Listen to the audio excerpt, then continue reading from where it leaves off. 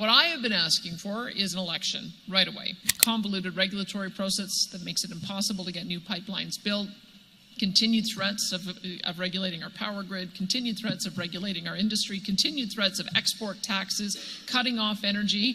I haven't really seen any change that would lead me to be encouraged that we're going to have a reset on our relationship. Ontario only sells about $400 million a year in electricity.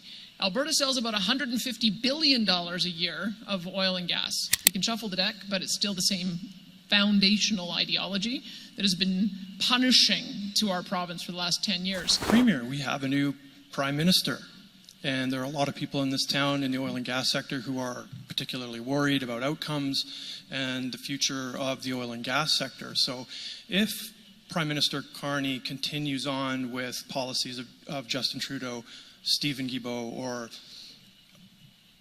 part of that, what are you prepared to do to push back if that happens? Well, what I would say is that we know that this last 10 years of federal government has brought some of the most destructive policies to Alberta, whether it's been emissions caps or methane caps or net zero electricity grids or net zero cars or net zero buildings or C-69 or tanker bans. That is a record they can't run away from. I've seen nothing to indicate that they're going to change course on that. In fact, the new Prime Minister has written his book on values, and one of his values is to phase out the oil and gas industry. So what I have been asking for is an election right away. We need to make sure that whichever way this gets resolved, that we have somebody at the table for 4 years who can negotiate a renewed Canada-US free trade agreement so that we can end this back and forth on tariff war, which is benefiting no one. So I would hope to see an election call very soon.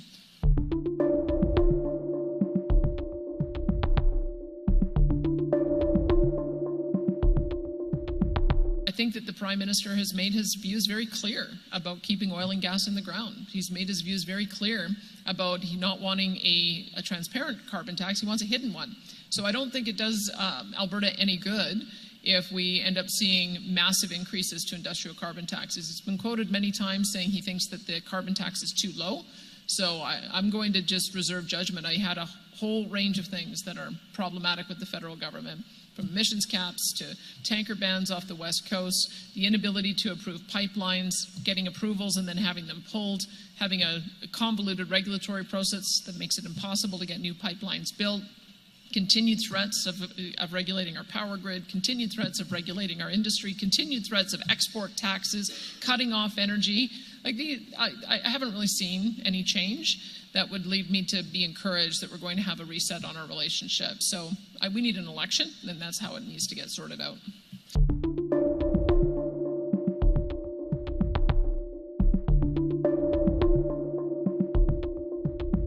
I would hope that the events of this week have made people realize how seriously the Americans take energy security. The President has signed an executive order declaring an energy emergency. So when it was threatened that electricity would be cut off, we saw an immediate increase of a tariff threat to 50% on steel and aluminum, and only after the Premier backed down did those tariffs come in at 25%. I hope that is indicative to everyone. If that is how the reaction is going to be to $1 million worth of product going across the border, imagine what the reaction would be if for $350 million worth of product going across the border. Ontario only sells about $400 million a year in electricity. Alberta sells about $150 billion a year of oil and gas. So I would hope that if they haven't learned the lesson of the last week about how closely the Americans tie energy security to national security, I have every intention to make that perfectly clear in every meeting, in every forum. We will not support an export tax. We will not support any kind of curtailment on energy to the United States. We have other ways that we can take a measured and proportionate response, and that isn't it.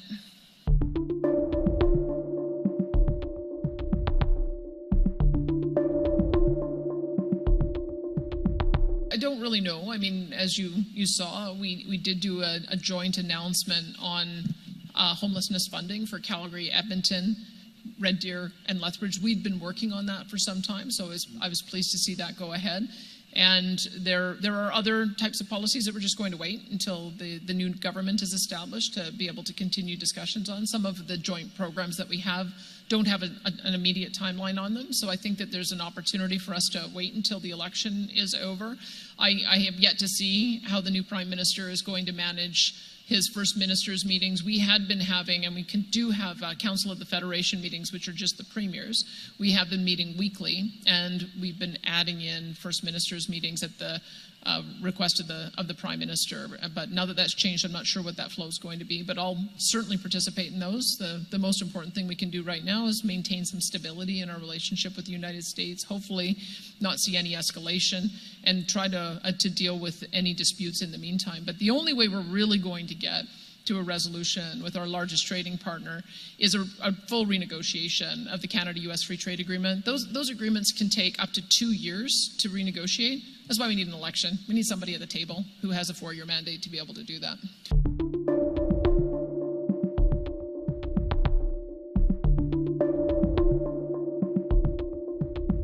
Yesterday, Premier Scott Moe in Saskatchewan, a bit frustrated with the feds. He said something along the lines of, we need a Team Canada approach, not a Team Quebec approach in terms of how the tariffs are being responded to. In your eyes, are we seeing a bit of maybe a divide between Western and Eastern Canada, or are we happy with the fulsome Team Canada approach? That's not the quote I saw from Premier Moe. I think Premier Moe said that perhaps the new Prime Minister should make a priority of going to China or to the United States as opposed to going to Europe, because our two biggest challenges that we have right now are the tariff war that we're in with the United States and with China. So I think that it's a question of priorities. I share his concern about that. But we always have a very collaborative table with the Council of the Federation, and we always try to find areas where we can agree. I've been pretty public that I oppose the idea of an imposition and using energy as a weapon. I think everybody learned the lesson this week about what I was trying to warn of.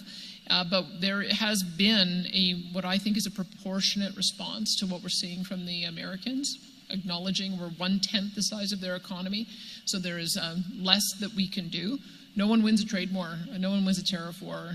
When we put import tariffs on goods, it just hurts Canadian consumers and Canadian businesses. But sometimes these tactics are used to be able to create some pressure so we can get to a solution. The sooner we can renegotiate CUSMA, the better for everyone.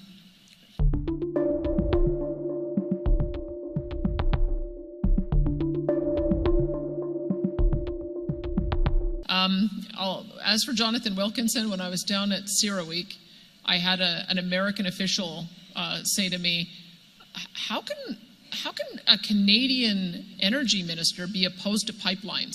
And I said, that's a great question.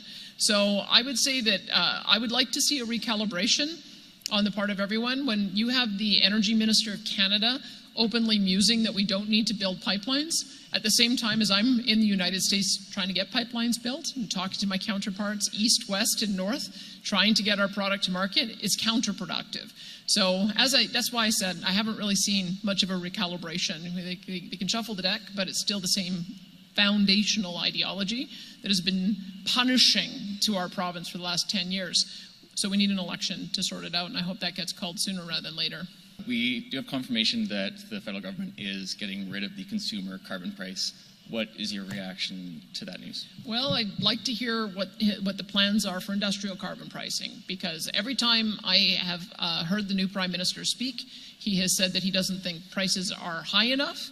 And he has always, and even as recently as this leadership race, he talked about getting rid of the transparent tax, which is the carbon tax, and increasing the hidden tax, which is the industrial pricing. Now, we in Alberta have had industrial carbon pricing since 2007, so it's unclear to me if he intends to layer on top of what we were already doing, or what that price is going to look like. But that's why we need an election, is to get some clarity on just how badly he's going to punish the oil and gas sector, and what that new industrial pricing scheme he talked about during the leadership is going to look like.